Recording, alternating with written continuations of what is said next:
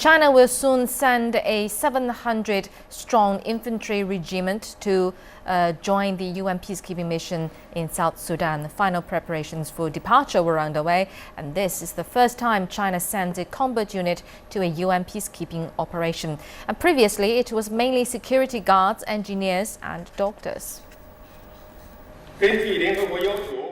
This combat unit will carry light weapons, armored troop carriers, and protective device such as body armor and helmet. Their tasks will include patrol, defense, and protection of civilians, UN staff, and humanitarian aid workers. China will further coordinate with the UN over the details on the exact date and the location for their deployment. Chinese peacekeepers will abide by international laws and act under the authorization of the UN Security Council.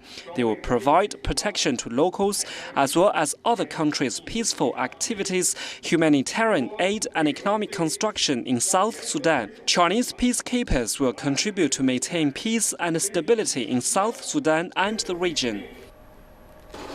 China's international peacekeeping missions started in the 1990s, and to date, more than 22,000 Chinese have served in 23 UN missions. Nearly 2,000 personnel are currently deployed overseas, mainly in Africa.